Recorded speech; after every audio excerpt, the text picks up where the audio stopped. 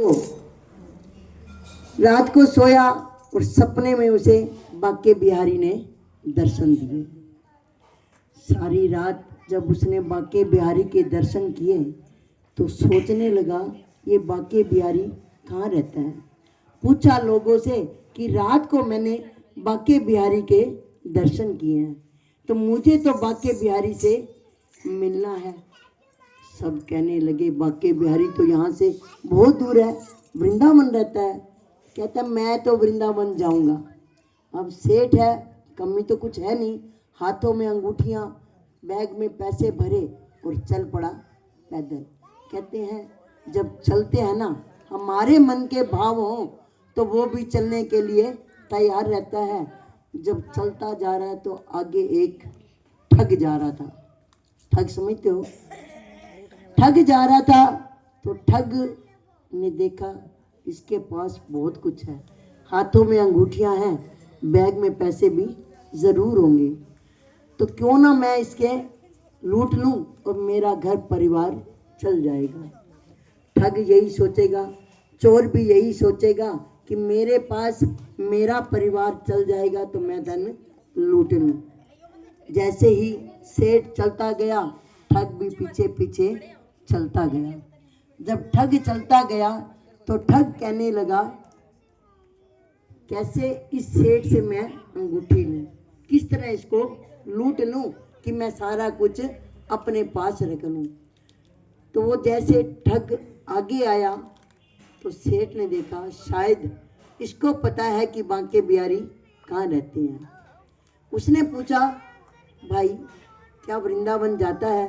कहता हाँ मुझे पता है वृंदावन कहाँ पर है, तू मेरे साथ चल। कहता मुझे तो बांके बिहारी के दर्शन करा दे। कहता चलो। चल पड़ा। अब ठग के मन में क्या थी? बेईमानी, कि मुझे तो कहीं जगह मिलेगी तो मैं सारा लूट लूंगा। कहता चल मैं तेरे को वृंदावन बांके बिहारी के दर्शन करा देता हूँ।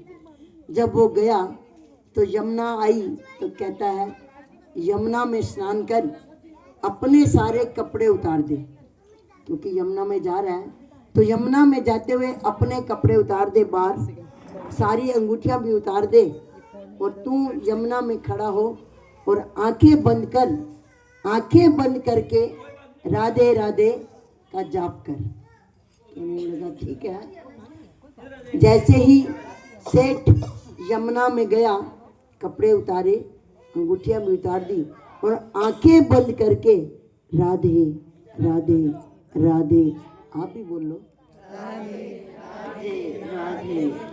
जैसे ही राधे राधे करता रहा ठग ने सोचा इसकी तो अब लिव लग गई है राधे राधे में, और सारा सामान उठाकर वो चला गया।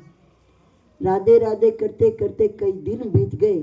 ठंड का मौसम, कहते हैं ना जब किसी से मिलना हो तो ना ठंड लगती है ना गर्मी लगती है। ठंड में यमुना का पानी इतना ठंडा उसका शरीर नीला हो गया, फिर भी मन से राधे राधे का जाप करता रहा, क्योंकि मन में क्या था? क्या सुन रहे हो? मन में ये था कि मुझे बांके बिहारी के दर्शन होंगे। जब इतना सोच रहा था तो राधा कहती है कृष्ण भगवान से कि ये आपको भक्त याद कर रहा है, एक बार जाकर दर्शन तो दो। वो इतना याद कर रहा है, उसका शरीर नीला हो रहा है और आप इतनी परीक्षा ले रहे हो। कहता है अच्छा मैं चला जाता हूँ। जब बांके बिहारी सज धज कर सब कुछ मोर मुकुट पीला पीतम्बर डालकर गए यमुना पे तो कहते हैं भक्त बा राजा, मैं बांके बिहारी जिसके तू दर्शन करना चाहता है मैं आ गया। वो कहता है तू बांके बिहारी नहीं हो सकता। बोले कैसे? बोले कैसे क्या? तू बांके बिहारी होता पहले मेरे गुरु कहते जिसने मुझे यमुना में छोड़ा है, तू बांके बिहारी नहीं है। कहते ले ठग के पीछे पड़ गया तू और मेरा अस्तित्व नहीं जाना, खुद मैं तेरे पास चलकर आया हूँ और तू मुझे नहीं पहचानता, आंखें भी नहीं खोलता। कहता है ना मैं तो मेरे गुरु की इंतजार में हूँ, जब मेरा गुरु कहे कि अब बांके बिहारी आ गए हैं तब मैं आंखें खोलूंगा तब मैं बाहर आऊंगा, वरना अंदर ही हूँ।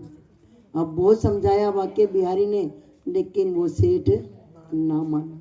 बाके बिहारी वापिस चले गए।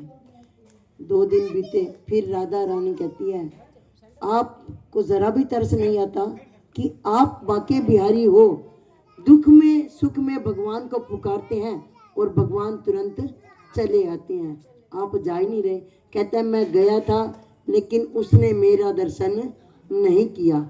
वो तो उस ठग के दर्शन करना चाहता है कि जब तक वो मेरे पास ना आए, मेरा गुरु, तब तक मैं बाहर नहीं निकलूंगा।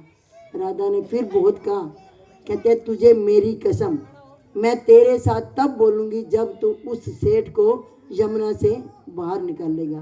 कहते ये कैसे होगा, अब उसका गुरु पता नहीं कहाँ पे है, ढूंढना पड़ेगा मुझे। निकले तो रास्ते में थोड़ी देर बाद वो ठग मिल गया। कहते हैं जानी जान अंतर्यामी, पल पल की जानते, कैसे ना जानते कि वो ठग कहाँ रहता है। ठग को लिया, कहने लगा तू माँ यमुना में उसको छोड़ के आया है, तो मेरे साथ चल, उसको बाहर निकाल। उसका शरीर सारा नीला हो गया। कहने लगा अगर आप आ भी गए हो, मैंने कोई ऐसा अच्छा कर्म किया होगा जो आपने मुझे साक्षात दर्शन दिए, लेकिन मन कहता है कि तू वही है जो मैं देखता हूँ, एक बार आपको छू के देख लूं।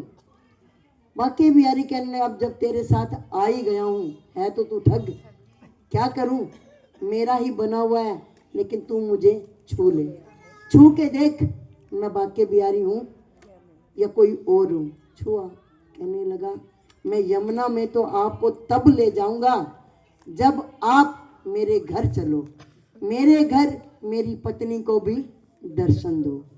कहने लगा ये क्या है, एक ठग दूसरा, तू तो पक्का ही ठग है, मेरे को भी ठग लिया और साथ में अपनी पत्नी को भी कह रहा है कि दर्शन करा। चलो जी, अब बंदा हुआ क्या करता, सेठ को निकालना उधर से, राधा की कसम है फंस तो गया। कौन, बाके बिहारी। अब बाके बिहारी गए उसके घर, पत्नी को दर्शन दिए, बच्चों को दर्शन दिए, तो ठग कहता है जैसे आपने मुझे, मेरी पत्नी, मेरे बच्चों को दर्शन दिए हैं, ऐसे ही सारा परिवार को दर्शन दो तो वो भव सागर से पार हो जाएंगे। कहते हैं मरता क्या ना करता। बाके बिहारी ने कहा ठीक है जी, आज तो मैं तेरे साथ बंधा हुआ हूं, जैसे नचाएगा वैसे नाचूंगा। तभी कहते हैं ना, इसको नचाओ तो ये नाचेगा, इसको बुलाओ तो ये बोलता भी है, लेकिन भाव होने चाहिए।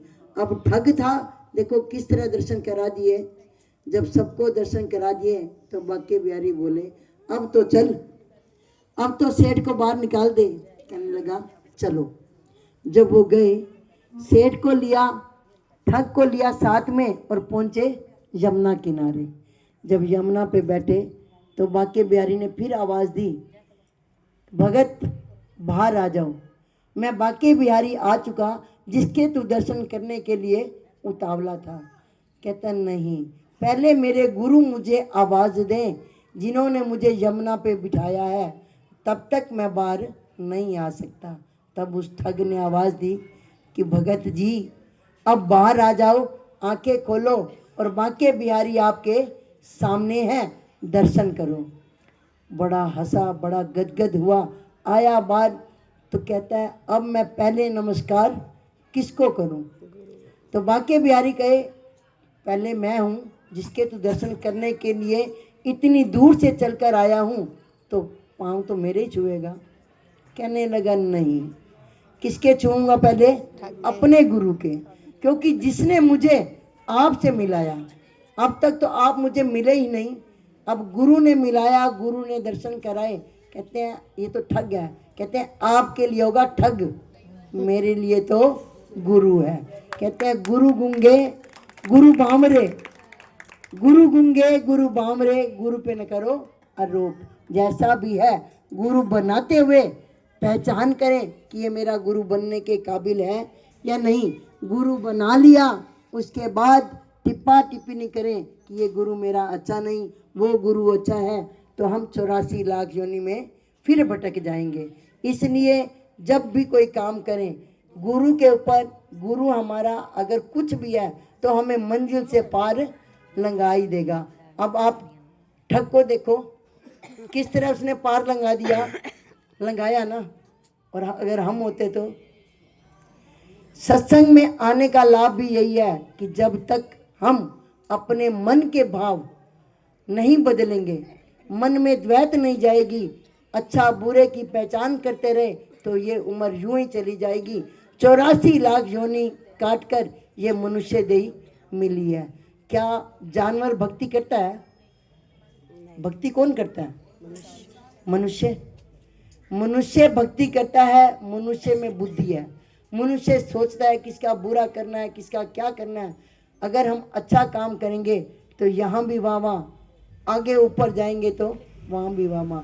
जब मर जाएंगे तो लोग पीछे क्या कहेंगे, ये तो बहुत अच्छा इंसान था, इसको अभी नहीं जाना था। इसके लिए तो हम इसके साथ साथ थे। और कोई बुरा हो तो क्या कहते हैं, अच्छा हुआ चला गया, धरती पे क्या था, बोझ। लेकिन हम लोग हर रोज सत्संग सुनते हैं, हर रोज गुरु घर जाते हैं, रोज बांके बिहारी के दर्शन करते हैं, लेकिन अपने मन की मैल ना धोई तो कोई फायदा नहीं।